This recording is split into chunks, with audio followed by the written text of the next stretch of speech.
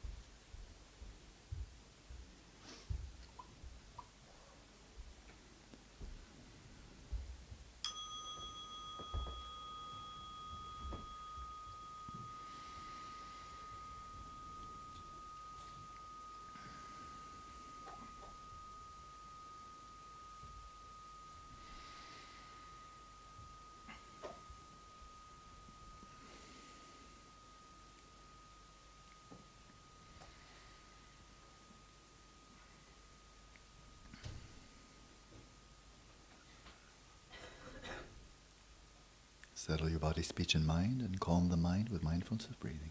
Успокойте тело, речь и ум, и успокаивайте ум посредством памятования о дыхании.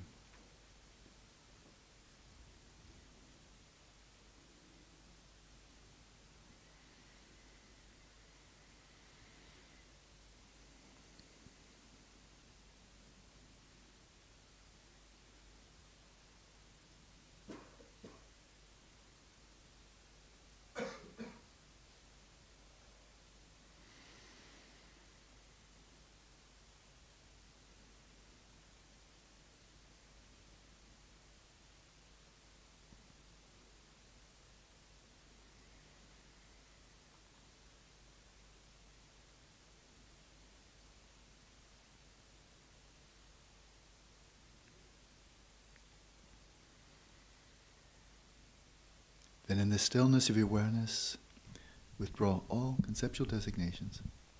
Затем, в неподвижности своего осознавания, оттяните все концептуальные обозначения And imagine dissolving all appearances into the primordial indivisibility of emptiness and pristine awareness. и представьте, что растворяете все видимости в изначальной нераздельности пустотности и исконного осознавания.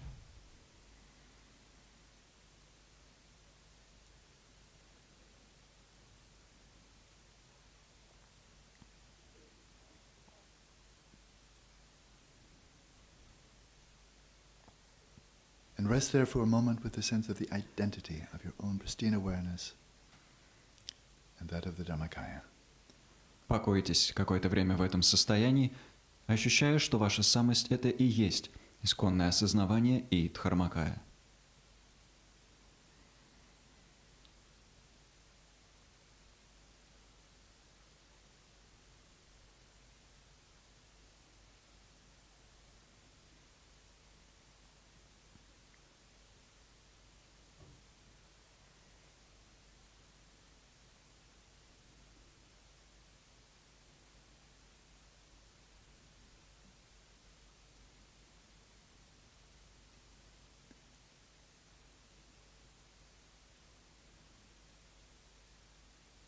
And out of this domain of non-dual luminosity and emptiness, И из этой сферы недвойственных светоносности и пустотности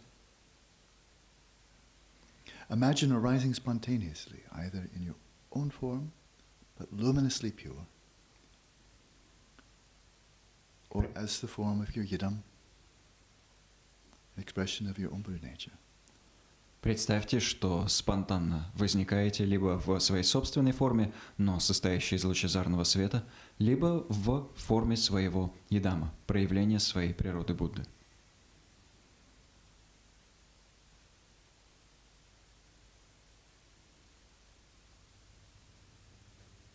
With a pure vision, Чистое видение and the sense of your own identity as being that of Buddha. где ваше собственное чувство идентичности — это чувство идентичности Будды.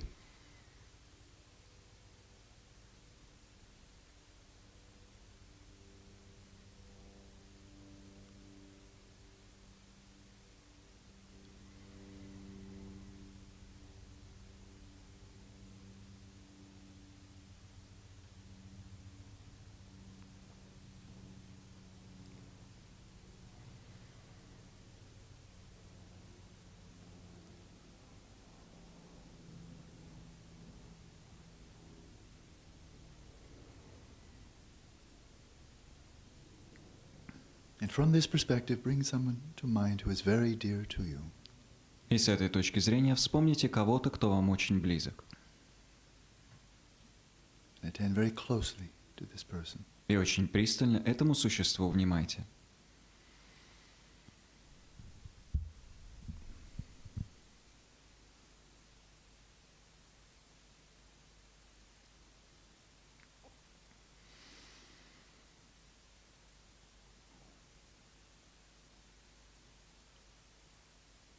And attend to this person's aspirations, desires and yearnings for joy, for happiness, like your own. Внимайте желаниям, устремлениям, пожеланиям этого существа относительно достижения счастья и радости, так же, как внимали бы своим собственным.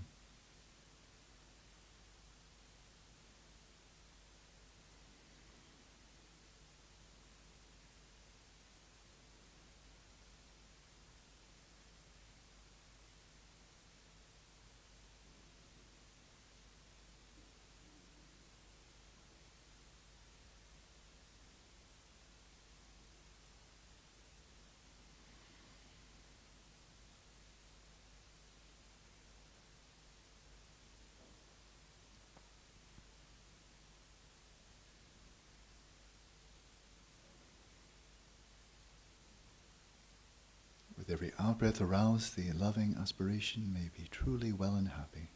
С каждым выдохом пробуждайте любящее устремление. Пусть ты обладаешь подлинным счастьем и благополучием и счастьем. And with every out-breath imagine a flow of radiant white light flowing from your heart, from this orb at your heart. И с каждым выдохом представляйте поток лучезарного белого света, который исходит из сферы в вашем сердце, сияющей сферы в вашем сердце. Flowing out as a stream of light, of loving kindness, of joy, embracing and suffusing this being entirely. Струится как поток света, любви, радости и благословляет и насыщает полностью это существо.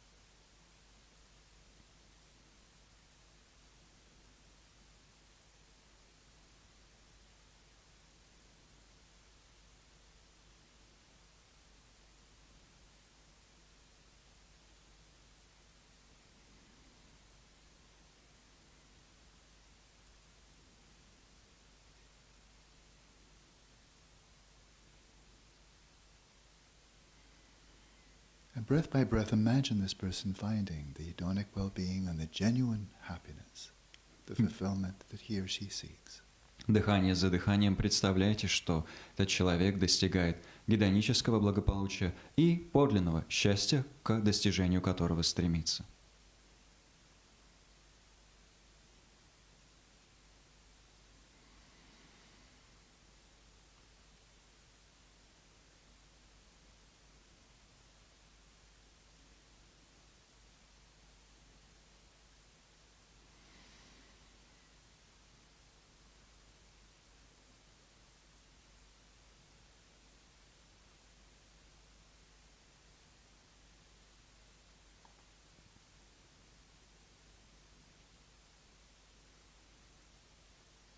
Let the appearance of this person dissolve back into the space of the mind.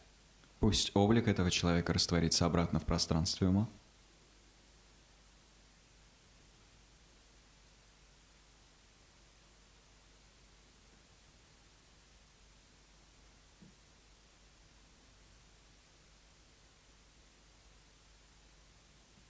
And now, as it were, generate a field of loving kindness around yourself, emanating forth a field of light, of loving kindness, emanating from your heart. А теперь породите поле любящей доброты, которое вас окружает, проявляется как поле света, которое распространяется от вас, исходя из вашего сердца. And let it envelop or embrace the person in front of you, behind you, to the left and right. И пусть это поле любящей доброты охватит человека перед вами, за вами, человека справа и человека слева.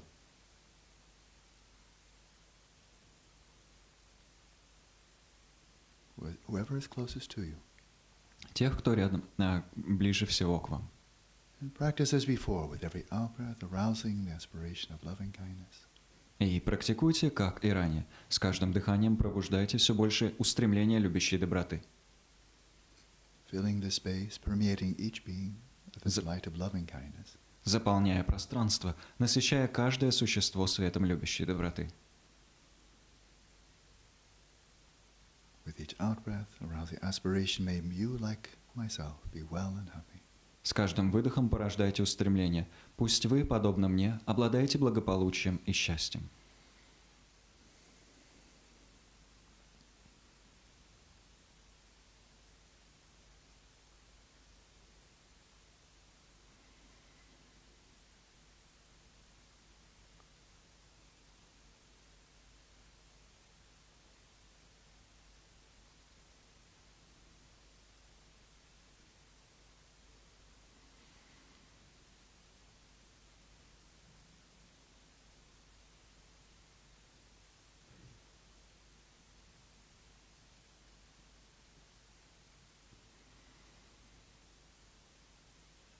And as you continue breathing in and out, imagine this field of loving kindness expanding and filling this entire room, permeating everyone within it.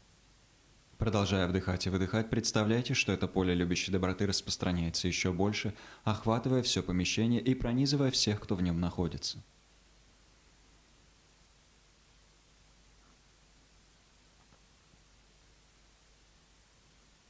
Filling everyone in the room with the light of loving kindness and joy.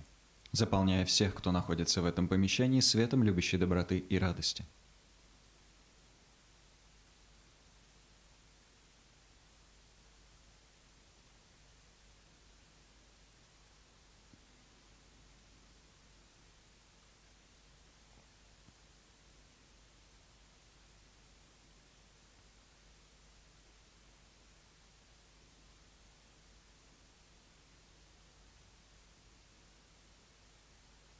Breath by breath, with each exhalation, imagine this field of loving kindness expanding out beyond the walls of this room.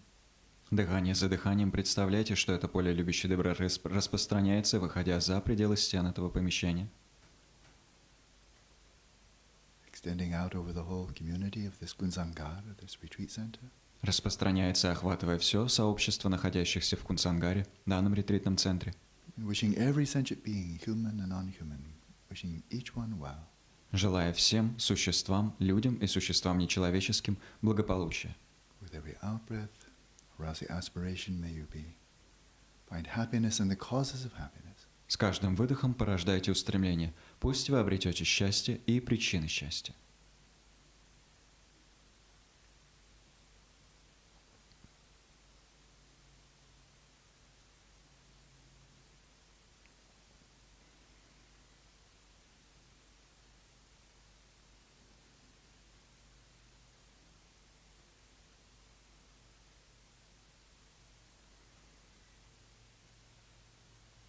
And imagine each one, human and non-human, finding the happiness, the joy that they seek. Представляйте, что каждый из существ, людей и существ нечеловеческих, достигает того счастья и блага, которого желает.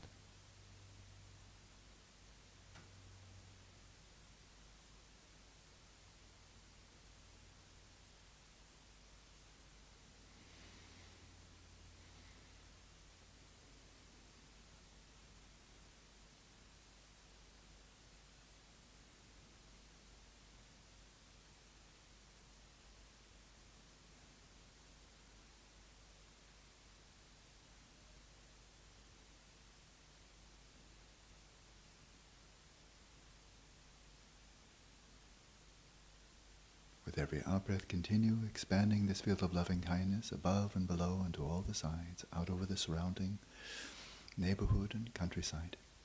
С каждым выдохом продолжайте все больше и больше распространять это поле любящей доброты вверх-вниз во все стороны, охватывая все больше окружающей сельской местности.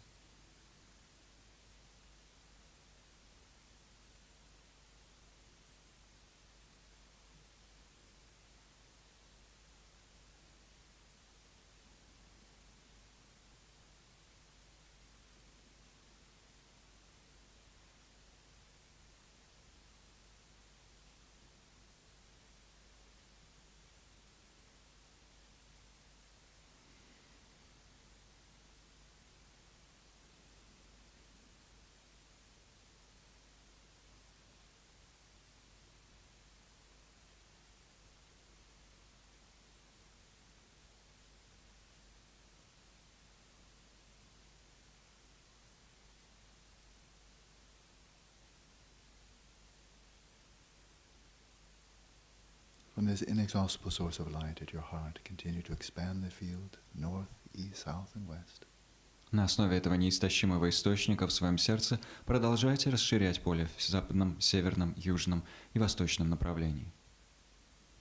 Embracing all sentient beings within this field. Охватывая этим полем всех живых существ.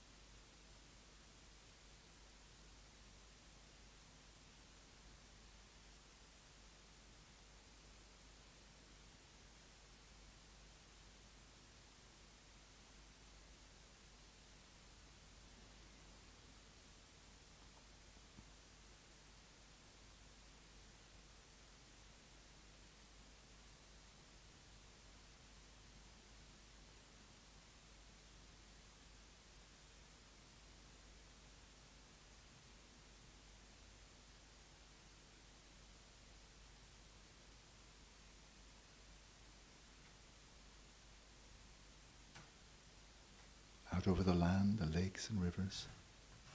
По суше, поверхности озер и рек. To all sentient beings living upon the land, beneath the land, in the waters and in the sky. Ко всем живым существам, что живут над землей, под землей, в воде и в небе. May each one be well and happy. Пусть каждый обладает благополучием и счастьем.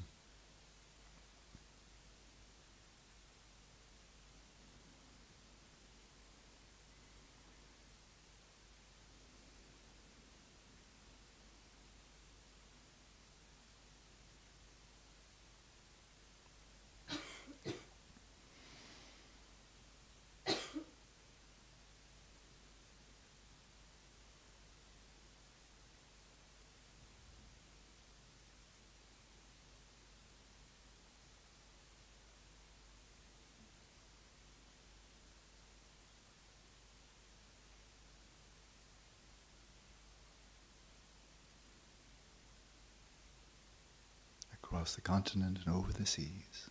По- May each one be well and happy. По всему континенту и в морях пусть все, без исключения, обладают благополучием и счастьем.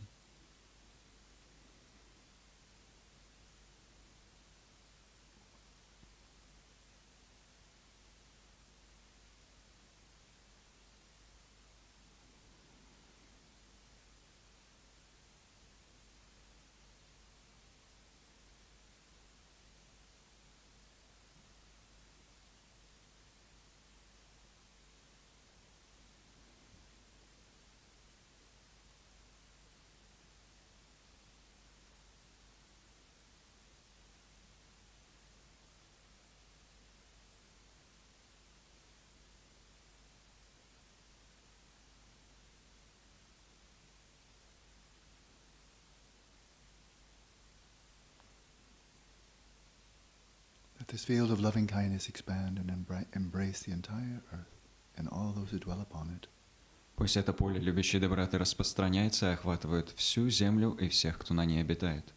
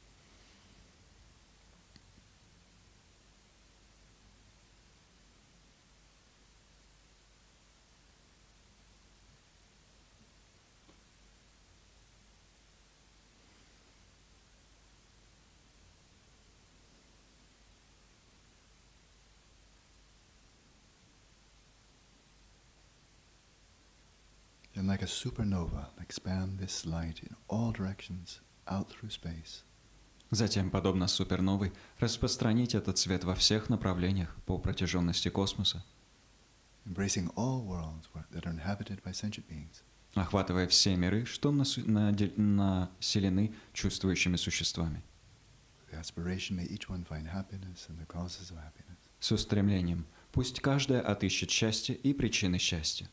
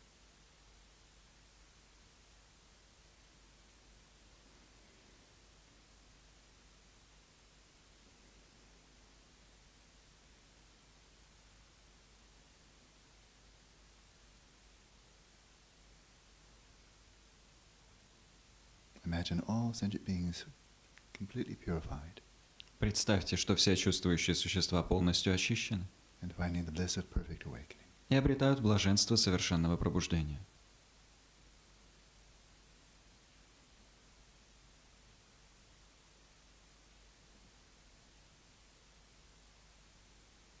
And once again dissolve all appearances into emptiness. Теперь вновь растворите все видимости в пустотности.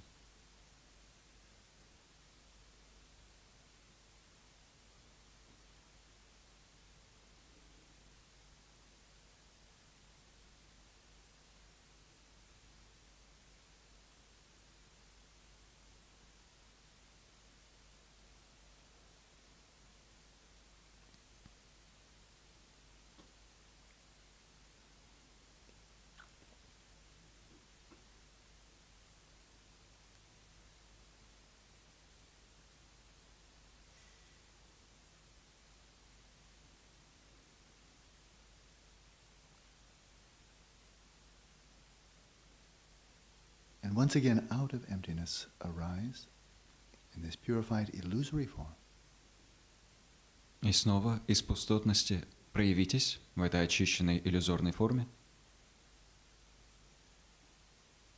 and rest with this pure vision, и покойтесь в этом чистом видении.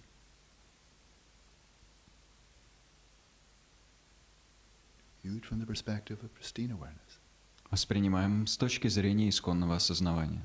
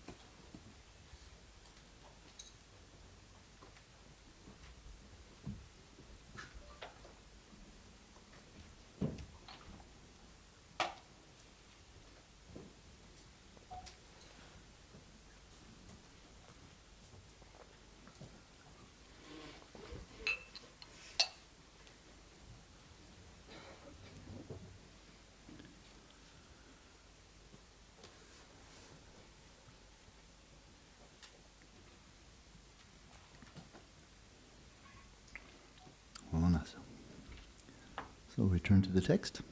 Мы обращаемся к тексту.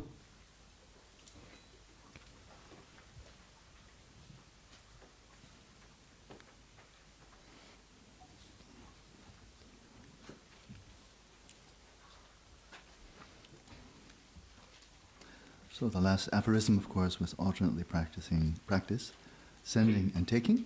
So that's what we've just done. Последний афоризм, который мы осветили, звучал так: попеременно практикуй даяние и принятие, и его мы только что разобрали.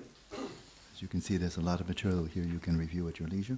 You might find it helpful. Как вы видите, здесь много материалов, которые вы могли бы в своем собственном темпе рассмотреть. Он вам может показаться полезным.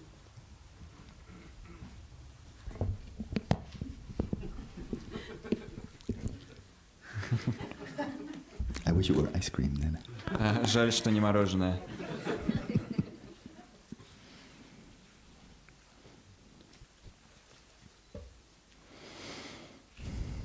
That's good.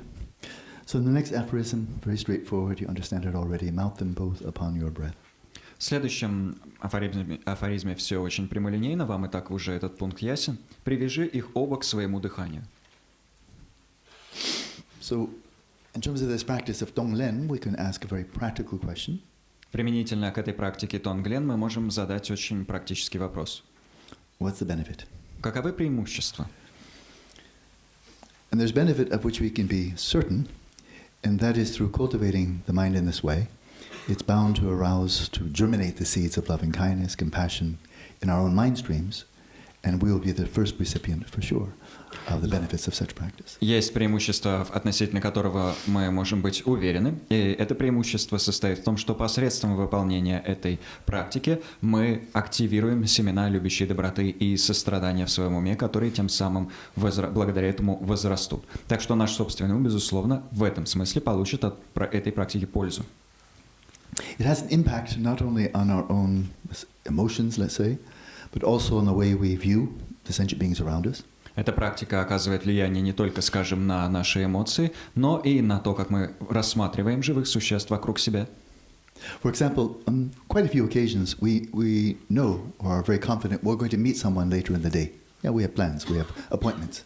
К примеру, довольно часто в жизни получается так, что мы знаем, позже по ходу дня мы встретимся с конкретным человеком. Например, мы договорились о какой-то встрече заранее. Some of those people are bound to be very pleasant, very agreeable. Others. And agreeable, and others may be, judging by past experience, quite difficult, quite challenging. Некоторые люди окажутся, из числа таких людей окажутся весьма приятными, с ними будет приятно и легко общаться, а другие, в соответствии с нашим предшествующим опытом, бывают неприятные, с ними общение оказывается затруднительным. So this is a very good practice, this Tonglen, very good practice for the morning. Так что Тонглен — это практика, которую очень хорошо выполнять по утрам. Before you really set out and engage with the many sentient beings, people and so on in your life. Прежде чем вы отправитесь куда-то и начнете взаимодействовать со множеством живых существ и людей в своей жизни. To envision them, to focus on them in this way, pleasant, whether they're pleasant or unpleasant. Вы представляете существа и envision them and then you. Whoever they may be, pleasant, unpleasant, and do this practice. Вы представляете этих существ, кем бы они ни были, приятные это существа или неприятные, и осуществляете данную практику. Of course, you're visualizing, bringing them to mind. Вы, разумеется, при этом существ визуализируете, вы их вспоминаете. And then later in the day, when you actually meet those people, а позже, по ходу дня, когда вы, собственно, встречаетесь с этими людьми, then it's much easier. Вам гораздо проще. Because you don't have to visualize them. Потому что нет нужды их визуализировать. They're appearing. Они предстали перед вами. And then you'll already have the taste from the morning of, oh, I've been thinking about you this morning. You're not saying anything, but you'll think, oh, I've been thinking about you this morning. И благодаря тому, что вы утром занимались практикой, у вас уже будет некий вкус взаимодействия с этим человеком. Не нужно вслух говорить, я о тебе утром думал, но вы сможете мысленно это осознать. Да, я действительно о тебе утром подумал. And as you engage with that person, then quietly you can continue practicing. И взаимодействуя с человеком, вы безмолвно можете продолжать эту практику. Especially difficult people. В особенности с людьми, с которыми трудно. If in anticipation you're already wishing them well, but wishing them to be free, if they seem to have quite strong mental afflictions. Если вы заранее уже желаете человеку лучшего, желаете человеку свободы, особенно если это человек, подверженный мощным умственным омрачениям. In the morning, just wishing, may you be free of these inner causes of distress. Утром вы просто желаете, пусть ты будешь свободен или свободна, пусть вы будете свободны от этих внутренних причин расстройства. And then when you actually encounter them, you may very well find that your own behavior, your own way of speaking and engaging with them is different than it was before. А затем, встретившись, собственно, с человеком, вы, может быть, заметите, что ваше собственное поведение, ваша собственная манера речи будет отличаться от тех, что были ранее. And as you treat them differently, view them differently, you may find also their way of responding to you may be a little bit different. И по мере вашего взаимодействия с человеком, в рамках которого вы будете вести себя иначе, будете иначе обращаться с этой конкретной личностью, вы, может быть, заметите, что и человек обращается теперь с вами как-то не так. And then the very practical question comes up, well, that all sounds very reasonable, I think, but when we're focusing in this way, power of visualization and all of that, does this actually help the people that we're attending to? Дальше возникает очень практический и логичный вопрос. Замечательно, что мы так сосредотачиваемся на существах, визуализируем все и так далее, но помогает ли это напрямую тому, на ком мы сосредоточены? So that if you ask them later, at 7 o'clock this morning I was sending you loving kindness, did you get any? Как если бы вы напрямую спросили, вот сегодня в 7 утра я тебе посылал так понемножечку любящую доброту. Долетело что-нибудь? Don't get your hopes up. Не нужно особо надеяться. Maybe. Может быть. Or do they find greater happiness or less suffering if they're ill or suffering from some challenge, some struggle? Did it actually help? А обретут ли люди большее счастье, уменьшится ли их страдания, если они мучаются, скажем, от какой-то болезни или неудачи? Поможет ли это в этом ключе? The answer is difficult to be certain. I would not say yes, like, oh, count on it, but not no, as if, no, this is useless in that regard. I wouldn't say yes or no. Ответ здесь какой-то однозначный дать сложно. Я бы не сказал уверенное «да», в смысле «да, именно этого ожидайте такого вот результата». Но я не сказал бы, конечно, «нет». Это все бессмысленная практика, не следует ничего ожидать. То есть нельзя здесь сказать ни «да», ни «нет». It depends on, one can say, complex variables that we're not aware of, but do influence circumstances. Можно сказать, что здесь все зависит от целого комплекса переменных, на которые мы не можем повлиять, и которые в совокупности приводят к какому-то результату. The karma of the sentient beings we're attending to, sometimes it simply has to ripen. Карма живых существ, которым мы внимаем. Иногда эта карма просто должна созреть. But also the karmic connections that we have with other beings, for some, of course, it's stronger than for others, like parent-child, very close friends, siblings, people you've had a long relationship with. These are simply stronger karmic connections. They may come up again and again in future lifetimes. And where there are strong connections like that, then it actually becomes more and more feasible, more likely that such practice can actually bring a benefit, and you actually may witness it. Но также важно, какова мощь кармической связи, которая объединяет нас с конкретным существом. Например, есть связи более мощные, такие как связь родителей и детей, связь близких друзей, связь братьев и сестер, или просто ваша связь с людьми, с которыми у вас тесные взаимоотношения. Такие взаимоотношения, такие виды кармических связей могут переходить из жизни в жизнь. И чем мощнее в конкретном случае такая связь, тем больше вероятность того, что выполняемая вами практика действительно сможет оказать явный эффект, так что вы затем этот эффект сможете пронаблюдать. Another clear benefit of practicing, cultivating loving kindness, compassion in general, let alone Tonglen in particular, is that by cultivating this in quiet, in our meditation room, just quietly on our own, then when we step off the cushion and then we meet with whoever we meet, expected or unexpected, the mind has been like primed, prepared, yes? So that if we see someone in distress, like the bird, the immediate response is to help. You see maybe the cat is about to get immediate response, protect the cat, protect the bird. You know, that you're poised, ready to protect from suffering, to alleviate suffering. You're poised, ready to lend a helping hand to bring someone some happiness, if you can. Еще одно очевидное преимущество развития любящей доброты и сострадания в целом, не говоря уже о практике Танглен, состоит в том, что когда вы взращиваете любящую доброту и сострадание, так скажем, на подушке, а затем с подушки встаете для того, чтобы перейти к каким-то делам, с кем бы вы ни встречались, ожидаемая эта встреча или неожиданная, если вы видите существо, которое страдает, у вас немедленно возникает импульс, побуждающий помочь, как в случае с птичкой и кошкой. Когда вы видите страдающее существо, вы немедленно хотите помочь, утишить его страдания, например, защитить птичку, защитить кошку и так далее. И этот отклик проявляется в силу того, что вы подготовили, настроили соответствующим образом в практике свой ум. But underlying this, there's a deeper question. Но в основе всего этого, глубже всего этого лежит еще один, более глубокий вопрос. Generally speaking, what's the greatest gift, the greatest service we could possibly render to the world around us? Говоря в целом, каково величайшее служение, которое мы можем оказать миру, который нас окружает? Каков величайший дар, который мы могли бы принести? And I would suggest that's our own enlightenment.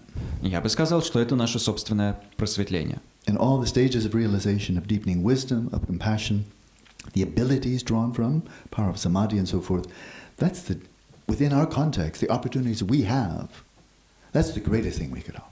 Наше собственное просветление и все этапы, которые к нему ведут, углубление мудрости и сострадания, обретение способностей, проистекающих из самадхи, в нашем контексте вот это продвижение, это величайшие, как мне представляется, дары, которые мы в мир способны привнести. There are many, many people, wonderful, many people and organizations and so forth that are bringing help in terms of enhancing the hedonic well-being and alleviating the manifest suffering of illness, poverty, strife, and so forth. There are many people doing it. It's a wonderful thing, but there are many. И существует множество чудесных людей, работающих в том числе в различных организациях, которые занимаются тем, что увеличивают гедоническое благо существ и утешают страдания, которые связаны с болезнями, с бедностью, с конфликтами и тому подобными вещами. И это чудесные начинания, они очень важны, но этим занимается множество людей.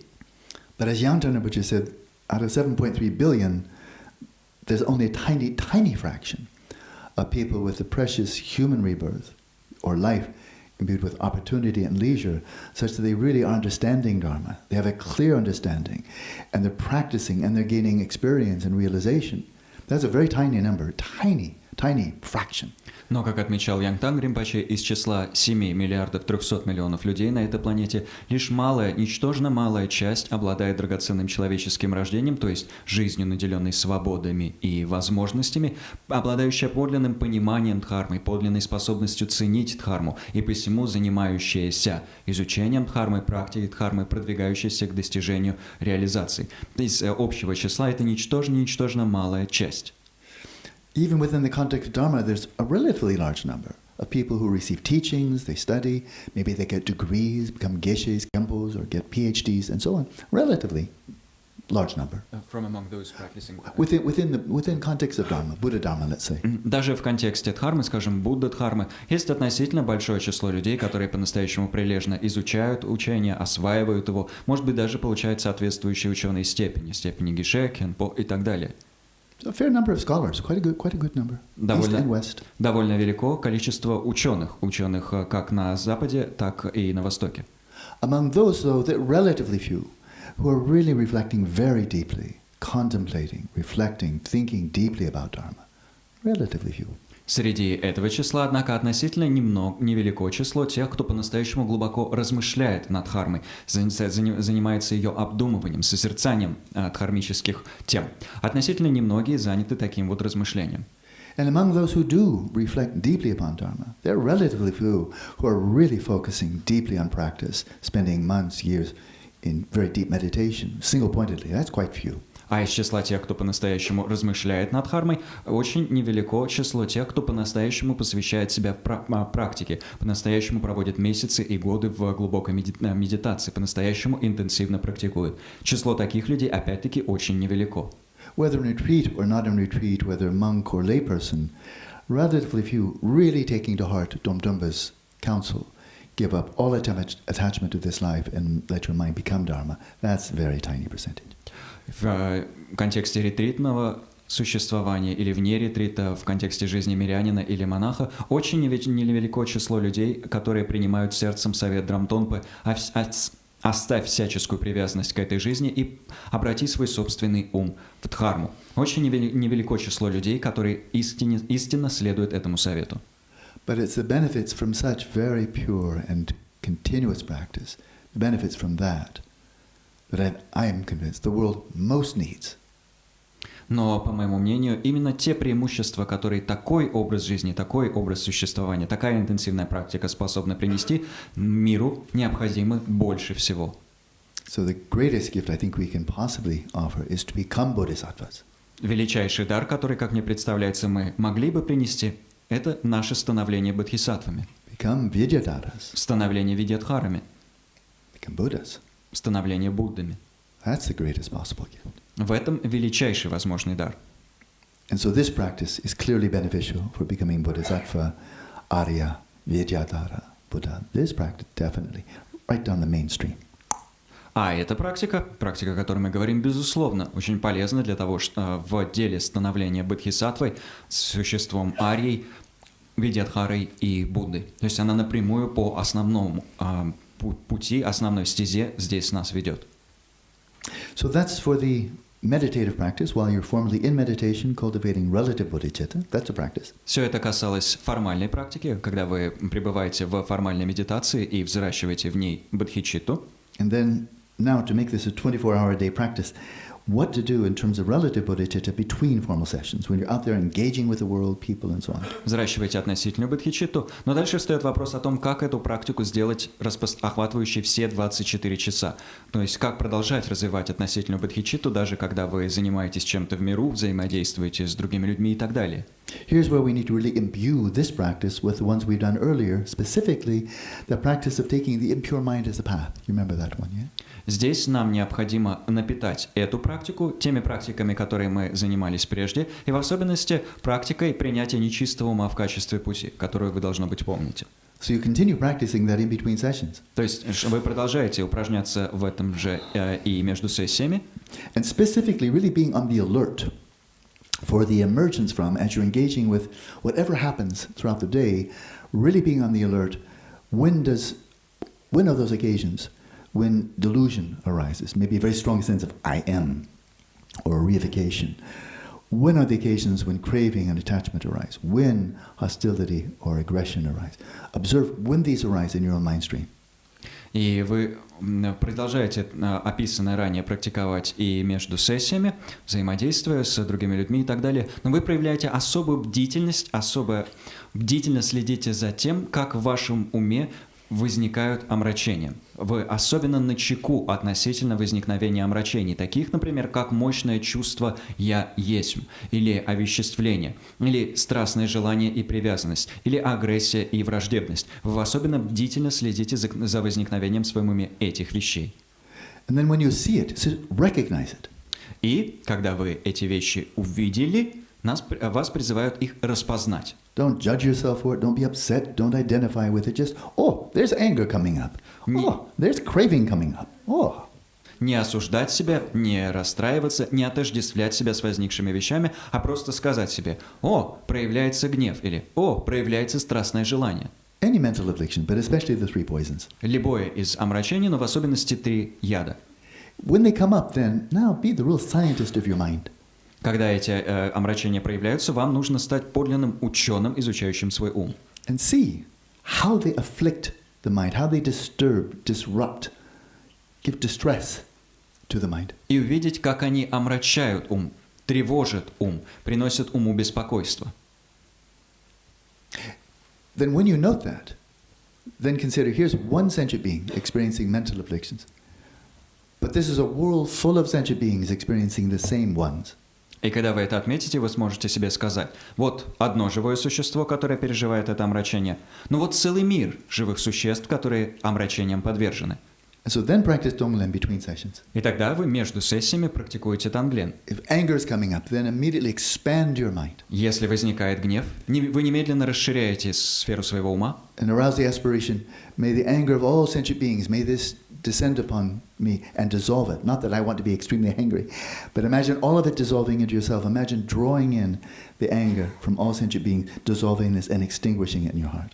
Расширяете сферу своего ума и немедленно порождаете устремление. Пусть гнев всех живых существ снизойдет, обрушится на меня. Не в том смысле, что раствориться, и при этом раствориться в моем сердце. Но не в том смысле, что вы пытаетесь забрать гнев, чтобы очень-очень сильно самим рассердиться. Нет, подразумевается, что забирая этот гнев, вы растворяете его в своем сердце и тем самым устраняете. Whatever comes up, delusion, craving, hatred, just arouse the aspiration. Just as I wish to be free of these mental afflictions, so may all sentient beings be free. And imagine dissolving the afflictions of all sentient beings into the bindu in your heart, dissolving them there. Чтобы из омрачения не возникало, будь то помраченность, страстное желание или гнев, вы порождаете устремление. Подобно тому, как я желаю быть свободным или свободной от этих омрачений, пусть от них будут свободны и все без исключения чувствующие существа. И вы представляете, что забираете эти омрачения и растворяете их в бинду в собственном сердце.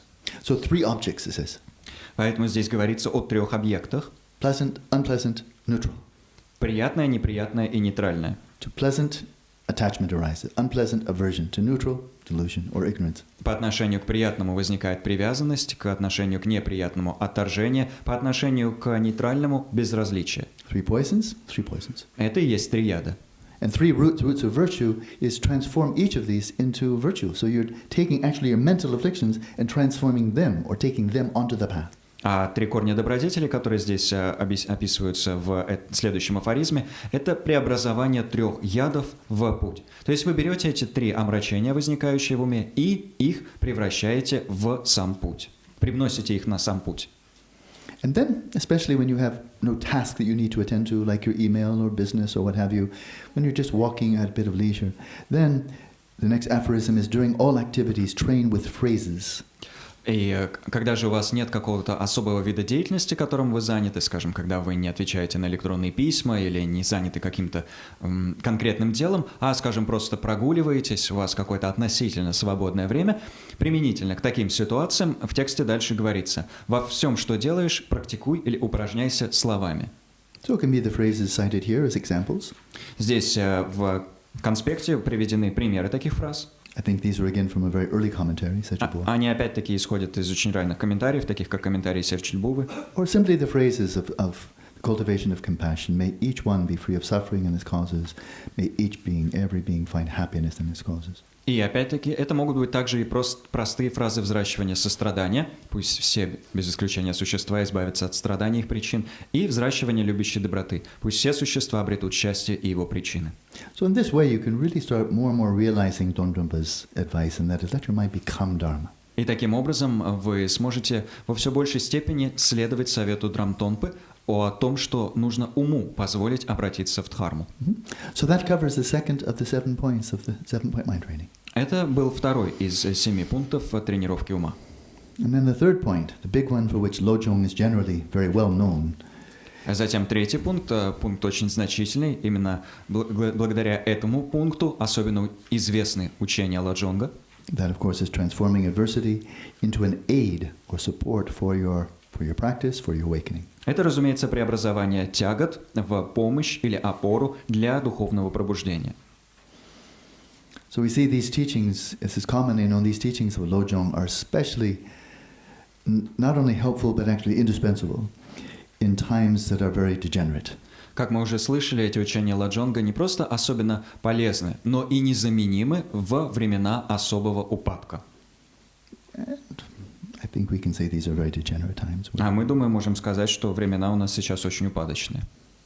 You can see for yourself. Ну, вы сами можете здесь You can see определиться. how easy it is to practice Dharma when you're in the city surrounded by all of the people, whether you're in Russia or anywhere else. Вы Is можете... it easy? Do you find a lot of it surrounded by a lot of other Dharma practitioners, and they're saying, "Oh yes, how's your bodhicitta doing?" And "Oh yes, I'm also deep in my renunciation. Yeah, my shamat is going quite well." Is that the kind of things you talk about? You know? Можете сами посудить, насколько легко практиковать дхарму, скажем, в условиях мегаполиса. Причем не только в России, а где угодно. Скажем, вы, конечно же, в городе все время окружены другими практикующими дхарму, и они так буднично с вами разговаривают. Ну, как сегодня там твоя бодхичитта? Да, я вот тоже сегодня в отречении продвинулся. Ой, ты знаешь, у меня сейчас шаматха так хорошо идет. Все время вот вы такими разговорами окружены, правда же? I think it's significant that I think in all of our European languages, I don't know all of them, of course, but I don't think, certainly in English I know, we don't have a word for klesha. Очень примечательно, что во всех наших европейских языках, во всяком случае в английском, как я его знаю, нет никакого точного понятия санскритского термина клеша. There's no such word. Слова просто такого нет. You have to make up one. Нам приходится эти слова выдумывать. So my translation is mental affliction, very close. Мой перевод «умственное омрачение» очень точный, в принципе. There are also, as a translator, translating for more than 40 years now, I see some really very misleading translations, which are not helpful. Как переводчик, который занимается всем этим 40 лет, я вижу, что есть также варианты перевода, которые довольно сильно сбивают с толку и не особо полезны. Going to give a little short critique as a translator. Такая краткая минутка критики, переводческой критики. I think quite often now it's become popular to translate klesha as destructive emotion. Я замечаю, что в последние годы стал популярен перевод понятия клеша как беспокоящие, разрушительные эмоции, деструктивные эмоции. I've seen afflictive emotion. Омрачающие эмоции. Or negative emotion. Негативные эмоции. That would imply that all mental afflictions are emotions. Но это бы подразумевало, что все омрачения – это эмоции. A particular kind of emotion, the bad kind. Это конкретный вид эмоций, то есть вид плохой. Most kleshas are not emotions. Но большинство клеш – это не эмоции. Is ignorance an emotion? Неведение – это эмоция? Delusion, emotion? Заблуждение – эмоция? Craving is not an emotion, that's cognitive dysfunction. Страстное желание – это не эмоция, это когнитивная дисфункция. Hatred is an emotion. Ненависть – эмоция.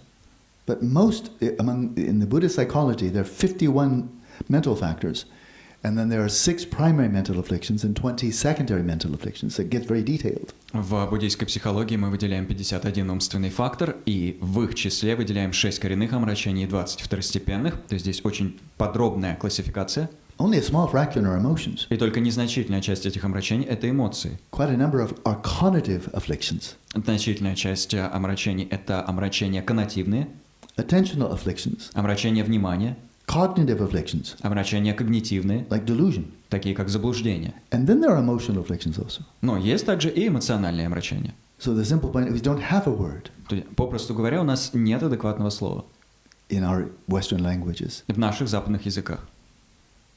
But it is important to recognize mental afflictions are much more than simply emotions. Но важно понимать, что умственное омрачение – это нечто гораздо большее, чем просто эмоции. But when I listen, I was at one conference I helped to organize at Stanford years ago with His Holiness and then a group of very fine scholars, psychologists, scientists, historians, wide variety of people meeting with the Dalai Lama. Мне как-то довелось организовать одну конференцию, помогать организовывать одну конференцию, которая проходила в Стэнфорде, конференцию, где с Далай-ламой встречались большое число выдающихся ученых, исследователей, историков и так далее. And as I listened to, this is just one little experience. It's not a generalization. But when I listened to the psychologists speaking, they would speak of like desire. That word we have. И это просто один такой эпизод из личного опыта, это не какое-то обобщение. Но вот когда я слышал, как психологи беседовали с Далай-ламой, психологи говорили о желании, слово «желание» у нас есть. And they speak of a desire as being afflictive, as being a problem, only if it's too much. И описывали желание как нечто омрачающее, как некую проблему, только когда это желание чрезмерное. So whether desire is an affliction or not an affliction was simply if it's too much, then it's an affliction, but it's less, it's okay. И то, является ли желание омрачением, определялось исключительно масштабами. То есть, если желание слишком сильное, тогда это омрачение. Но если оно не очень сильное, то тогда нормально. And likewise anger. If it's a little bit, it's okay, it's human nature. То же самое и с гневом. Но если гнева немного, ничего страшного, такова человеческая природа. If it's uncontrollable rage, now you have a problem. Если это бесконтрольная ярость, вот теперь у тебя проблема. As if you have a little mental afflictions, it's okay. Как будто бы наличие небольшого уровня умственных омрачений – это нормально. It's only when they're really obvious, too high. Вот только когда они совсем очевидные, совсем уж перебор с ними. That accords actually exactly with Freud. Что, разумеется, соответствует мыслям Фрейда. So Freud said, look, we're all neurotic, get over it, you just get used to it. Фрейд утверждал, мы все невротики, так что просто привыкайте. Because we're just going to be neurotic because we're human beings. Мы так и будем невротиками, потому что мы попросту люди. It's when you get psychotic you have a real problem. Вот когда психоз начинается, тогда реальные проблемы. But when you're no more neurotic than your therapist, then you're okay. Но если уровень твоего невроза не превосходит уровень невроза твоего психоаналитика, значит все нормально. Yeah. And you hope that your therapist is not very neurotic. Остается надеяться, что психотерапевт ваш не особо невротичный. So the point being that in our Eurocentric civilization, which is now also in China and India and everywhere else, that we have set our standards very low. А стало быть, мы в рамках нашей евроцентричной цивилизации, которая на сегодняшний день присутствует и в Индии, и в Китае, да и вообще повсюду, стандарты установлены на очень низком уровне. To take just one very recent and very blatant example, the kind of language being used in this current American process to elect president.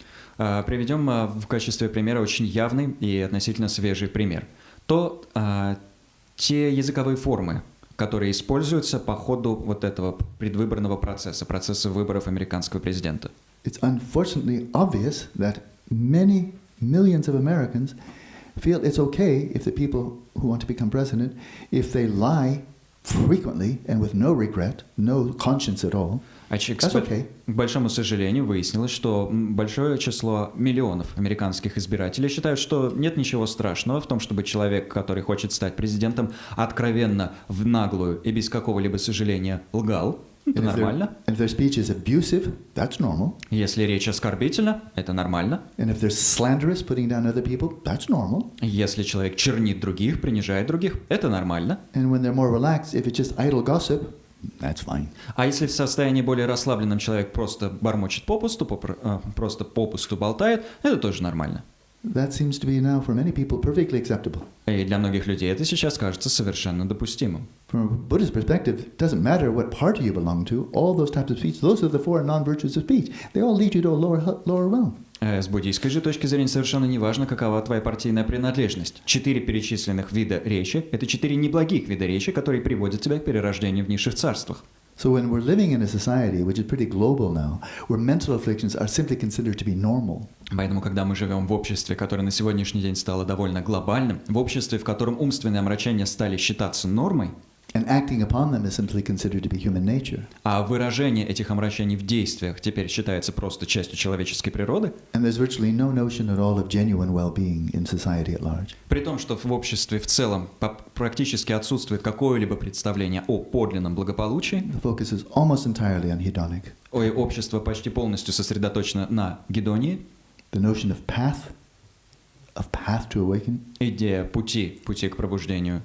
As rare as a star in the daytime. Так столь же редко упоминается, как звезды, появляющиеся днем. So I think these are very degenerate times. Думаю, эти времена можно смело назвать очень упадочными. In Tibet 100 years ago, they had many problems. В Тибете 100 лет назад было множество проблем. But everybody knew what mental afflictions were. Но все знали, что такое умственное омрачение. Non-virtue, dharma. Добродетель, недобродетель, дхарма. And many people knew there's a path. И многие люди знали, что существует путь. These are degenerate times. Это времена упадка.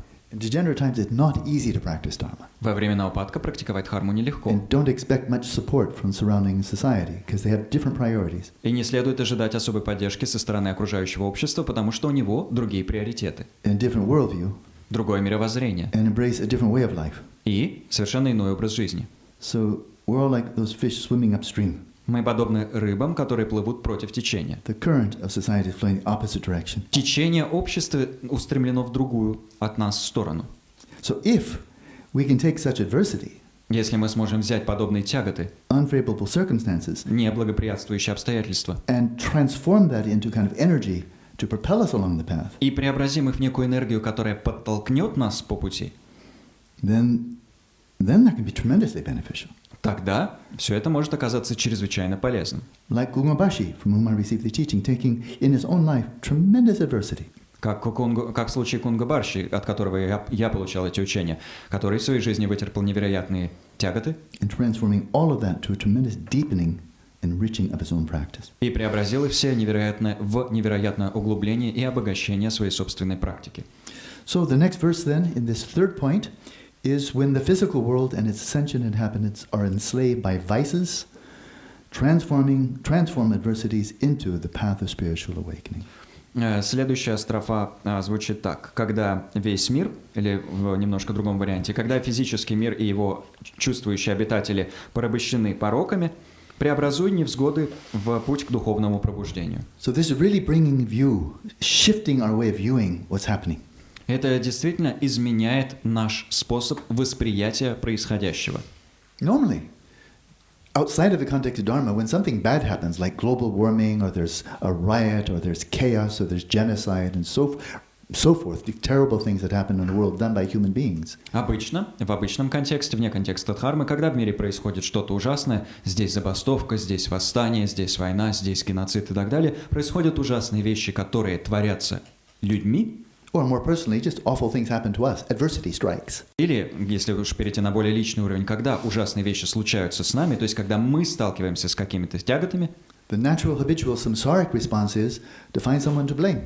сенсорический, привычный нам отклик – найти кого-то, кого можно было бы обвинить, найти виноватого. So we do all the time. Это мы делаем постоянно. Who did this? Who's responsible? Кто это сделал? Кто виноват? Let's find them. Давайте найдем этого виноватого Punish them. и накажем, Make them stop. а заставим остановиться. The first response from the Buddhist perspective is seeing when adversity comes to one's own, to the center of one's own mandala. Adversity comes to oneself. First response is, here's maturation of my own negative karma. Первый отклик с буддийской точки зрения. Первый отклик, который должен проявляться, когда тяготы на нас самих обрушиваются, когда какие-то тяготы стекаются к центру нашей личной мандалы. Подумать – это созревание моей собственной кармы. Here are appearances arising, they appear unpleasant. This is maturation of my own karma. That's the first point. Видимости проявляются, эти видимости неприятны. Это созревание моей собственной личной кармы. Это первый пункт. Second point, if you're practicing lojong, is recognizing they're not inherently existent. Второй пункт. В том случае, если вы практикуете ладжонг, распознать, что видимости не являются неотъемлемо существующими. There's not inherently, objectively, adversity. Нет неотъемлемой и объективной тяготы. This is a basis of designation. Это лишь основа обозначения. And I can, certainly, if I wish, designate it as adversity. И я при желании, безусловно, могу обозначить эту основу как тяготу. I don't have to. Но не обязан, не I can обязан. designate it as an aid to my spiritual practice. Могу также обозначить то же самое, как подспорье в своей духовной практике. And then not see it as adversity. И не рассматривать тогда эту основу как тяготу. See it as something helpful. Рассматривать ее как нечто полезное. You can do that, I think, if and only you have some wisdom. Думаю, осуществить это можно только при наличии определенной мудрости. Otherwise, we reify everything. В противном случае мы все овеществляем. We empower appearances and disempower ourselves. Мы наделяем мощью видимости и лишаем сил самих себя. And of course, on occasion, we'll see something coming our way to ourselves, our family, our homeland, and so forth, that is really wrong, really wrong. Иногда, разумеется, мы будем видеть, что на нас самих, на нашу семью или на сообщество обрушивается что-то, что действительно является неправильным, ненадлежащим. And this may be taken as an aid to our practice to go there and rectify injustice, to stop the harm. That's also part of practice, not being apathetic, but saying, this has aroused me to action. Now, out of compassion, then there's something to do, and I will decrease the suffering. И такие обстоятельства могут быть подспорьем в нашей практике, в том смысле, что они побудят нас выдвинуться и что-то предпринять, чтобы исправить несправедливость. То есть разные обстоятельства могут выступать в качестве того, что побуждает нас не к бездействию, а к действию, к тому, чтобы предпринять определенные усилия для исправления сложившейся ситуации. Again, in Strasbourg, I heard His Holiness say something. It was over a lunch. Опять-таки, в Страсбурге мне довелось от его святейшества услышать еще одно важное высказывание. Были слова, которые он озвучил во время обеда. Relatively small number of people then had the opportunity, I was among them, to have lunch with His Holiness. У небольшому количеству людей выпала возможность пообедать с его святейшеством, и я оказался среди них. He was speaking about Marxism. Марксизм. Marxism, yeah. И он его святейшество говорил о марксизме. And saying, I'm a Marxist. He said, I'm a Marxist. И сказал, я марксист. Quite interesting. Довольно интересно.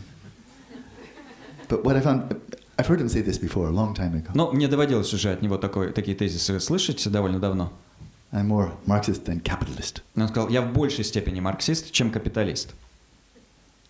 Then he spoke of China in a very kind way. Затем его святейшество завел речь о Китае и говорил о Китае очень по-доброму. So China went through this cultural revolution, which I think almost everybody agrees was a complete catastrophe for everyone in China. The Han Chinese, the minority. It was hell on earth for China as a whole. It was an utter catastrophe, and it was rooted in anger and hatred. Вспомнил о том, что Китай прошел культурную революцию, которая, думаю, многие согласятся, была для Китая настоящей трагедией, невообразимой трагедией как для ханьцев, так и для этнических меньшинств, невероятным разгулом жестокости, который проистекал из гнева и ненависти.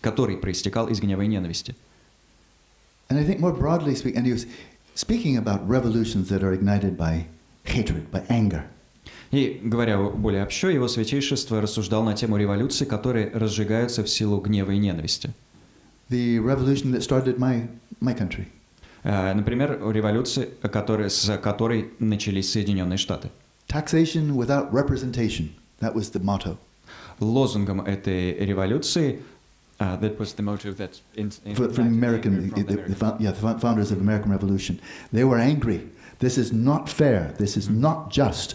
You British are taxing us, but we have no representation. Here's the mudra. This is not fair. This will stop now. That's always the mudra, isn't it? It stops now. В случае с американской революцией лозунгом, который разжег ненависть отцов американской революции, был лозунг о том, что британцы совершенно несправедливо облагают американскую колонию налогами, но при этом американская колония не имеет представителей в британском парламенте. И вот, потрясая кулаком, мамудра всегда и остается той же самой во всех революциях, они говорили: это несправедливо, этому мы положим конец сейчас. He's good. French Revolution. A lot of anger there, right? Brotherhood, fraternity, equality, and now kill them. Французская революция тоже. Kill everybody who disagrees. Тоже большое количество гнева. Братство, свобода, равенство, братство, а теперь убьем их всех. Убьем всех, кто с нами не согласен. Vive la révolution. Long live the revolution. Долгая жизнь революции. But the Bolshevik revolution was quite nice, wasn't it? Quite pleasant? Which? The Bolshevik? Но большевистская революция это была очень приятной, мягкой, такой нежной. Throwing flowers? Цветы там все разбрасывали. Maybe not, yeah? Нет, может, не так было, да? Generally speaking, political revolutions are all the same. Говоря в целом, все политические революции одинаковы. And they tend to give more rise to the same problem because a revolution that comes from anger is probably not going to turn out really well over the long term. If it comes from anger, that's the seed. Why should we expect the fruit to be good when the seed is bitter?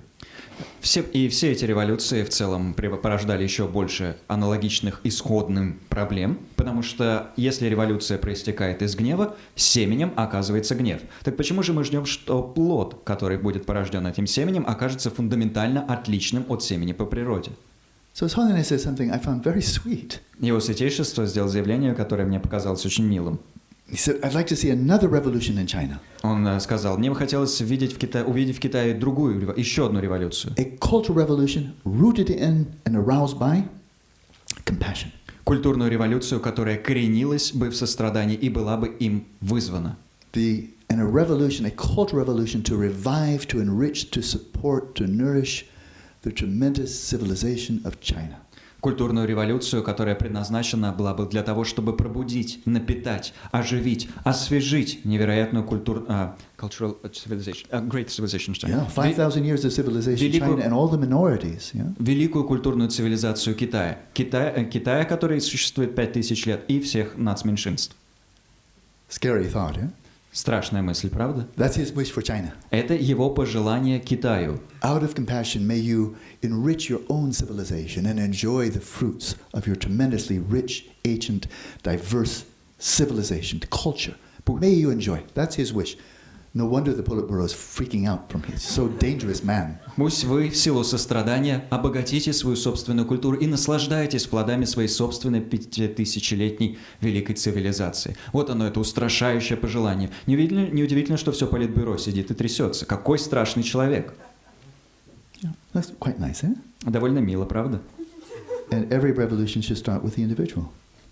А всякая революция начинается с индивидуума. Bring about such a wonderful revolution in your own mind stream, your own being, your own behavior, that other people say, whatever revolution you did, count me in, I want some of that. Осуществите такую замечательную, такую глубокую революцию в своем собственном сознании, чтобы другие люди вокруг тоже говорили: ну, какой бы там революцией ни занимался, меня тоже, пожалуйста, запиши, я тоже туда хочу. That's a sustainable revolution. That might actually last because people love it and it's stemming from compassion. Вот это устойчивая революция, которая может сохраниться, потому что людям она нравится, и сама она проистекает из сострадания. All those revolutions that stem from anger and hatred tend to give rise eventually to that exactly to which the anger and hate was originally focused. Те же революции, которые проистекают из гнева и ненависти, в конечном итоге склонны обычно всегда порождать то же самое, из чего исходно и возникли гнев и ненависть. I share the view of many people, very deep concern about not just one country like America or Russia or China. Globally, there's a problem that's now endemic and it's very serious. Я разделяю беспокойство очень многих людей относительно одной проблемы, которую нельзя свести к одному только какому-то государству, нельзя свести только к Штатам или России или Китаю. Это проблема, которая повсеместно распространена и очень серьезна. It's like everywhere. Not equally everywhere, but it's everywhere. Присутствует она повсюду. Не в равной степени, но повсюду. This tremendous debilitating inequality of wealth. И это невероятное, лишающее сил, невообразимое неравенство в распределении богатств. It's an enormous problem. Это невероятная проблема. Right now, the 65 wealthiest people on the planet На сегодняшний момент, прямо сейчас, 65 самых богатых людей на Земле, of course, in multiple countries all over. они в разных странах живут, разумеется, по всему свету. The 65 wealthiest people on the planet own as much as the poor 3.5 billion people. 65 самым богатым отдельным людям, живущим на этой планете, принадлежит столько же, сколько в общей сложности 3,5 миллиардам из числа живущих на Земле. And so all the wealth in so many places is going into a tiny few who can't even enjoy it, because who can enjoy having $10 billion? How much more enjoyment is there than you have 1 billion? Is it 10 times more enjoyment? Все богатство, сосредоточенное в определенной местности, стягивается в руки одного человека или нескольких людей, которые даже не способны этим богатством наслаждаться. Потому что, кто на самом деле способен наслаждаться наличием 10 миллиардов? Насколько удовольствие возрастает после того, как у тебя побыл 1 миллиард? In so many countries, the vast majority of the wealth, new wealth, is going to a tiny, tiny percentage, while leaving most people just struggling to get by. That's becoming normal. И это происходит очень во многих странах. Подавляющее большинство нового экономического продукта, нового богатства стягивается в руки отдельных индивидуумов, в то время как основная часть населения вынуждена просто стараться прожить еще один день, бороться за собственное выживание. И это становится нормой. И во многих случаях люди, которые бедны, просто желают себе того же богатства, желают оказаться такими же богатыми, как эти богатенькие люди. So globally, we have an extremely impoverished vision of what is the good life, what constitutes happiness. Так что на глобальном уровне у нас чрезвычайно бедные представления о том, что такое хорошая жизнь, о том, что же составляет счастье. And as long as a human species, we're overwhelmingly focused on hedonic pleasure, consumption, acquisition, growing population, diminishing resources, we're doomed. И пока мы, как человеческий вид, как биологический вид, сосредоточены на том, что хорошая жизнь – это потребление, приобретение, удержание, и при том, что население растет, а объем ресурсов падает, мы обречены. And I really think the only solution, the only medicine for this affliction is dharma. И мне действительно кажется, что единственное лекарство, единственное решение, позволяющее справиться с этой проблемой – это дхарма. It's not more science, more technology, better political leaders, more laws. Those may be useful. Не большие объемы науки или технологии, не политические лидеры получше и не то, чтобы побольше законов напечатать. Все эти вещи могут быть полезны. But if our human species doesn't shift our priorities towards genuine well-being as opposed to just more consumption, acquisition, we're in the process right now of committing suicide and wiping out so much of the rest of life on planet. It's a massive, unprecedented catastrophe, and we're doing it right now.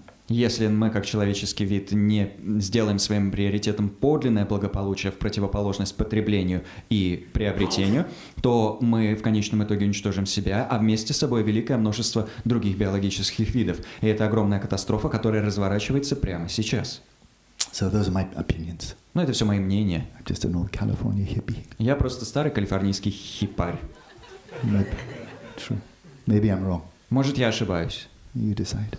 Решать вам. Because I don't have any special knowledge.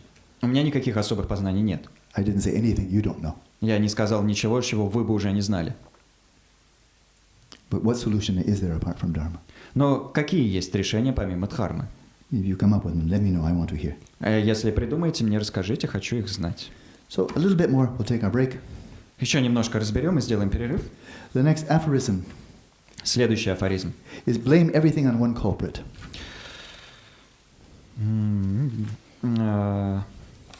Во всем вини одного обвиняемого. So whatever goes wrong, is problem? Нет, во всем вини одного обвиняемого. Culprit, yeah? Yeah, culprit. Ну или одного преступника. What he's saying here is a vast generalization. То, что здесь Атиши говорит, это очень обширное обобщение. Whatever goes wrong, Что бы в жизни ни шло не так, наперекосяк, that we human beings have created. Какие бы проблемы мы, как люди, не создали, Global warming, будь то глобальное потепление, genocide, геноцид, crime, greed, hatred, etc. преступность, жадность, ненависть и тому подобное. Whatever goes wrong globally, whatever goes wrong in our own personal lives. Что бы ни шло наперекосяк на глобальном уровне или в нашей собственной личной жизни, He's saying, no matter what happens, whatever adversity comes up, no matter what happens, global or individual, blame everything on one culprit. объясняет Атиши, что бы ни шло наперекосяк на глобальном уровне или на уровне нашей личной жизни, винить во всем нужно одного преступника. Self-grasping. Цепляние за «я». Grasping to oneself is inherently separate, real, reifying self. Цепляние за себя как неотъемлемо существующего. Самоовеществление. Reifying anything at all, really. Ну и по большому счету овеществление вообще чего угодно. But like two sides of one coin, just like relative and ultimate bodhicitta, this has two sides also. Но как есть относительное и окончательное бодхичитта, у этого утверждения также есть две стороны. Cognitively, it's reifying self, reifying other, and the absolute separation of my side and your side. На когнитивном уровне мы овеществляем себя, овеществляем другого и представляем себе абсолютное разделение между своей стороной и другой стороной. Cognitively, in terms of our desires, aspirations, values, На уровне коннотивном, то есть в том, что связано с нашими желаниями, устремлениями и ценностями, it's called self-centeredness. то же самое называется эгоцентризмом. It's something very simple. Это вещь очень простая. It's that sense that my well-being is more important than yours. Чувство того, что мое благополучие важнее твоего. My family's well-being is more important than yours. Благополучие моей семьи важнее благополучия твоей. My political party should win, you should lose. Моя политическая партия должна выиграть, твоя должна проиграть. My ethnic group, our side, you, yes, you, no. Наша этническая группа, наша сторона, да, твоя сторона, нет. My religious group, we, yes, you, no. We are more important. Моя религиозная группа, да, твоя, нет. Мы важнее. My country, Моя страна number one. номер один. You don't count. А вы вообще не считаетесь. Everywhere.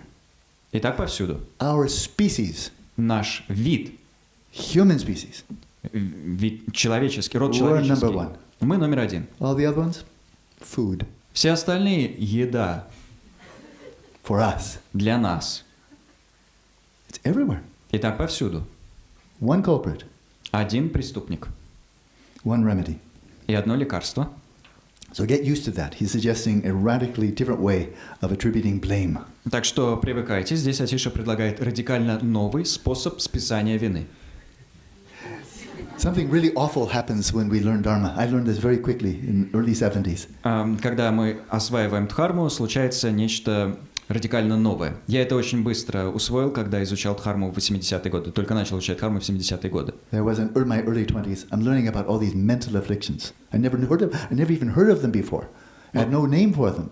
Oh, these are mental afflictions. Oh, lots. Вот мне было только немного за 20, и я изучал умственное омрачение, про которое я даже до этого не слышал. И вот оказалось, что у них есть название, да и самих омрачений полно.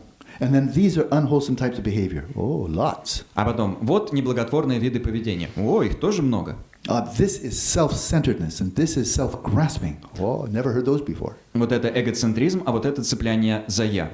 Про эти вещи я тоже раньше не слышал. So I learned so much about all these defects, these problems. И вот я так много узнал про все эти дефекты, все эти проблемы. So the first thing I did as I learned these was, И первое, что я сделал, когда все эти вещи изучил, I look at all the people around me, посмотрел на людей вокруг, a lot of Westerners especially. Westerners, living in Dharamsala, Western. в особенности на людей из Запада, потому что тогда в Dharamsala много нас там было, выходцев Запада. So now I've got my eyes very clear, open wide. Глаза у меня теперь были широко открыты и ясны. You're very greedy. I hadn't noticed that before. You're very arrogant. I found you're very selfish, and you're mean, and you're very stupid. And Ты очень жадный. I never saw all these faults in you, but now I can see your faults much better than before, and you're really pretty screwed up.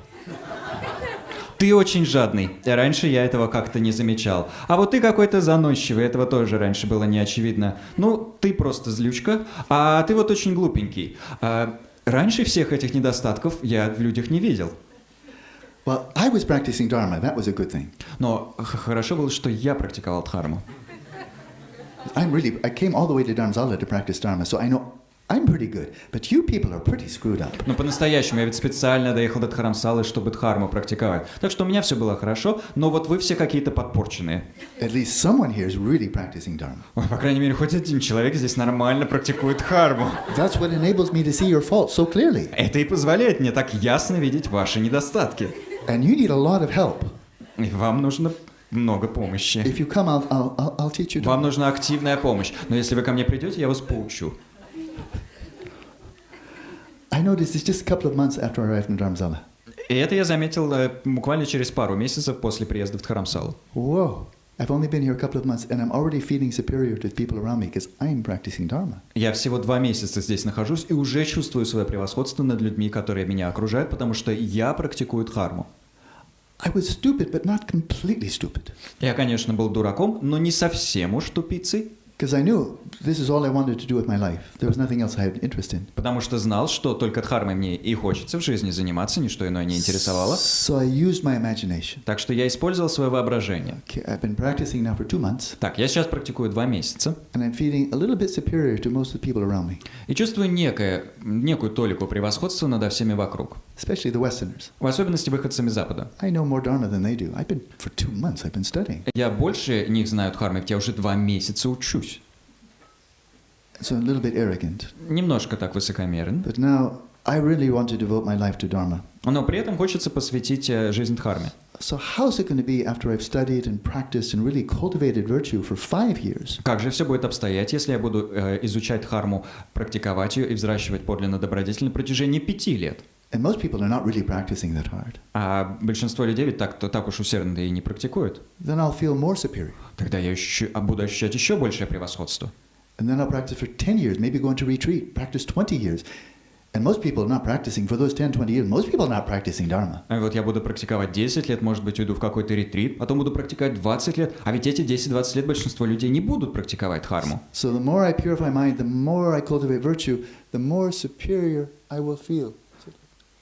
Так что чем больше я взращиваю добродетель, чем больше я ощущаю ум, тем большее превосходство я буду ощущать. I'm so superior to almost everybody except for my teachers. Я настолько превосхожу почти всех, за вычетом своих учителей. So by the time I get to be 66, I'll be a complete asshole. То есть к тому времени, когда...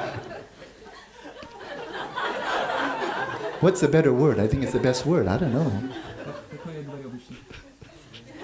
The monks, poor monks have to find a term. I had a word. Okay. То есть к тому времени, когда мне будет 66 лет, я буду полный жапошник. Good. I think you found the right word. But I don't want that. Но этого-то мне не хотелось. I don't want to be the biggest American asshole on the planet. Мне не хотелось быть самым большим американским жапошником на планете. There's already too much competition. И так слишком большая конкуренция. But I really didn't see the solution. Но выход для меня был не очевиден.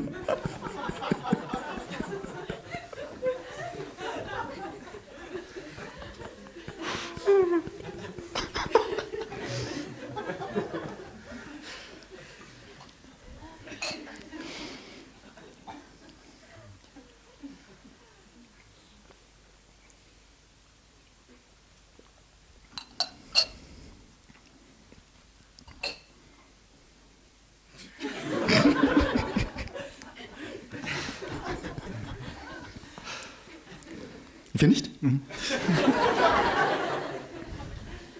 It's a simple question. Вопрос простой. How do you cultivate virtue, and really succeed, and not feel you're better than other people? Как взращивать добродетель, преуспевая при этом, и не чувствовать себя превосходящим других, не считать, что ты лучше других? Pretty good. I thought it was pretty good. It was a good question for me. Мне показалось, что вопрос довольно хороший. Во всяком случае, это был хороший вопрос для меня. And it was with that question I thought, now I have a reason to seek a personal audience with His Holiness. I had an opportunity earlier, but I didn't want to waste his time with just chit-chat. Wait until I have a question I really mean something to me and ask him. So when I first met him, that was my question. How do I avoid just becoming more and more arrogant, full of myself? If my practice is going well and I'm developing virtue, purifying my mind, how do you avoid? И сформулировав этот вопрос, я решил, что пришла пора использовать мою возможность получить личную аудиенцию Его Святейшества. У меня и до этого была такая возможность, но я не считал возможным тратить впустую время Его Святейшества на какую-то пустую болтовню, а здесь вот возник важный вопрос. И именно с этим вопросом я и пришел на свою первую встречу с Его Святейшеством, где, собственно, его спросил, как избежать раздувания чувства собственной значимости, как не раздуваться от собственного величия по мере того, как ты продолжаешь очищать и совершенствовать свой собственный ум.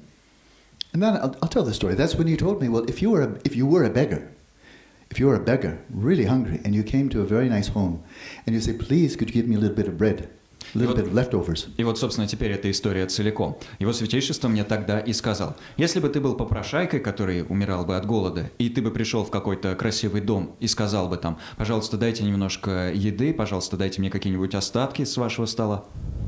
And instead of just giving you some scraps, they invite you in as one of the family, and you sit down with the whole meal, and you have a banquet with everybody else, and they treat you just like one of their loved ones. He said, when you finish the meal, you've eaten all you possibly can. Would you feel proud? Would you feel superior when you've had this wonderful meal given to you by your host and asking nothing in return? Would you now feel proud?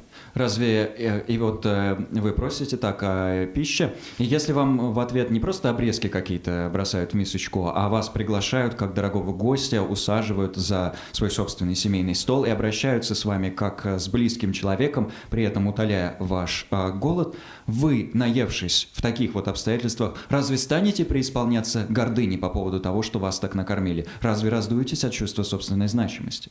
I said, no. Я сказал, нет. He said, well, you're the beggar. You've come to our home for Dharma. We're giving you Dharma. Well, I feel proud. И он сказал, ну что ж, ты попрошайка, ты пришел к нам домой из Дхармы, и мы предоставляем тебе Дхарму. Чего тут гордиться? And then he added, the more understanding you have, the more responsibility you have. И затем он сказал, чем больше у тебя понимания, тем больше ответственность. So I found that very helpful. И мне это показалось очень полезным. And whether it's one's own troubles or other people's troubles, blame everything on one culprit. Идет ли речь о наших собственных проблемах или проблемах других, всю вину мы возлагаем на одного преступника. And above all, look for that culprit in your own mind stream rather than looking for it in others' mind stream. И превыше всего этого преступника мы ищем в собственном потоке ума, а не выискиваем в потоках умов других. The first time I translated for him Первый раз, когда я переводил Его Святейшество, was during his first trip to the West to teach Dharma. He first taught it in Switzerland, and I was translating for him in Switzerland. То была первая поездка Его Святейшества в Европу, в рамках которой он учил Дхарме. И вначале он давал учение по Дхарме в Швейцарии, где я его переводил. He was teaching Lojong text. И он давал учение по тексту Ладжонга. Mind training. Тренировки ума. 8 verses of training mind, much shorter than this. 8 строф тренировки ума. Текст, который гораздо короче нашего. So I was translating for him. Many people gathered under a big tent in Switzerland. И вот я переводил, там собралось много людей, все сидели в большом тенте в Швейцарии. And one point he made, I remember so clearly from that Dharma talk. I think it's the first Dharma talk in the West, I think. Его Святейшество там сделал одно замечание, которое я до сих пор очень хорошо помню. В рамках этой своей лекции, это, кажется, была вообще его первая лекция по Дхарме на Западе. He said, it's more beneficial to find one fault in your own mind stream than 1,000 faults in others. Он сказал, гораздо полезнее найти один недостаток в собственном потоке ума, чем 1000 недостатков в потоках умов других. So I think he was continuing to give me guidance there. Так что, думаю, он продолжал меня в этом всем направлять. Same point, yeah? Смысл тот же самый. Okay, just a little bit more, we'll take a break. Еще несколько замечаний, мы сделаем перерыв. This is all transforming adversity into the path, independence of relative bodhicitta. Все это преобразование невзгод в путь с опорой на относительную бодхичитту. So on that theme, one final aphorism, then we'll take our break, and that is the theme of non-dually cherishing sentient beings. The aphorism reads, meditate on everyone as being kind. Non-dually cherishing all sentient beings. Non-dually, yeah. Да, этот афоризм, следующий афоризм, последний афоризм из этого отрывка, посвящен недвойственному лелению всех живых существ. И сам афоризм звучит следующим образом. «Размышляй над добротой всех, кто тебя окружает». Very interesting. Meditate on everyone as being kind. Очень интересно. Размышляй над тем, что все, кто тебя окружают, добры. If your primary aspiration is to find hedonic well-being and avoid adversity, если ваше главное устремление состоит в том, чтобы достигать гедонического благополучия и избегать тягот, and you're for reifying everything, невзгод, и вы все овеществляете, that's just not true. вы все овеществили, то этот тезис просто не соответствует истине. Many people are not kind. Многие люди не добры. And will and continue to treat us in unkind ways. И дурно обращаются с нами и будут дальше с нами дурно обращаться. After Buddha's enlightenment, some people treated him in unkind ways. После просветления Будды некоторые люди продолжали не по-доброму с ним обходиться. Jesus and everybody else. Так же, как и с Иисусом и со всеми остальными. Just because you have high realization, don't expect everybody to be kind. They won't be. Просто в силу того, что вы обладаете более высокими реализациями, не следует ожидать, что все будут с вами добры. Такого не будет. Let alone if you're not a great bodhisattva, let alone if you're more of a beginner on the path, don't expect everybody's going to treat you kind. What world are you living in? Не говоря уже о ситуации, в которой вы пока еще не великий бодхисаттва, а просто новичок на пути. Не ожидайте, что все будут с вами обходиться как-то по-доброму. Не стройте фантазии относительно этого мира. So if this is to be not ridiculous, you must have the wisdom from cultivating ultimate bodhicitta. Otherwise, that's silly. И для того, чтобы этот афоризм не казался чем-то безумным, вы должны обладать мудростью, проистекающей из развития окончательной бодхичитты. В противном случае этот афоризм просто глупость. If your fundamental core desire, aspiration, cognitive intelligence is to practice Dharma, follow the path of Dharma, achieve awakening, and the hedonic is just secondary, supportive, but out there, peripheral. Если ваше основополагающее желание, устремление, то, что является проявлением вашей коннотивной разумности, состоит в том, чтобы практиковать дхарму, реализовывать дхарму и достичь полного пробуждения, then what's peripheral? And the peripheral hedonic, I want to have some nice food, I want to have this. То вещи, относящиеся к гедонии, например, хорошая пища и тому подобное, будут оставаться где-то на периферии. Secondly, if you really are seeing the emptiness of inherent nature, of people, their thoughts, their mind, their body, speech, and mind, not inherently existent, not absolutely this way versus that way by their own inherent nature. If you see that. Во-вторых, если вы видите отсутствие неотъемлемой природы в живых существах, если вы видите, что их тело, речь, ум не являются неотъемлемо такими, а не эдакими, если вы видите пустотность их от такого вот способа существования, with that foundation, с этим в качестве основы, a relative bodhicitta and ultimate bodhicitta, с основой из относительной и окончательной бодхичитты, then, as the lamas often comment, if someone comes to you and they're very poor and they say, please, can you help me? I'm very poor, I'm very hungry, and so on. будет то все, как часто это описывают ламы. Предположим, что кто-то к вам приходит и говорит, я очень беден, очень голоден, пожалуйста, помогите чем-нибудь. Since a central desire is to cultivate all the 6 perfections of the Bodhisattva way of life, then this person is just giving you the opportunity to generate and to deepen generosity. So this person, by their own need and their request for help, is really kind to help you nurture and deepen and manifest your practice. This person is kind. Поскольку ваше главное устремление состоит в том, чтобы практиковать и довести до полноты все 6 совершенств, человек, который к вам пришел, в силу того, что у него есть соответствующая нужда и он обратился с соответствующей просьбой, является основой для развития вами щедрости. И, стало быть, человек в этом смысле проявил доброту. Он проявил доброту в том, что стал основой для развития вами совершенства щедрости. And if you truly wish to develop all the 6 perfections, including, of course, the third one, patience, forbearance, fortitude. И если вы действительно хотите взрастить все 6 совершенств, включая, разумеется, и третье совершенство стойкости или терпения, претерпевания, If a person then treats you with aggression, with hostility, with greed, with selfishness, with rudeness, А какой-то человек обращается с вами с агрессией, притеснением, грубостью, нетерпимостью.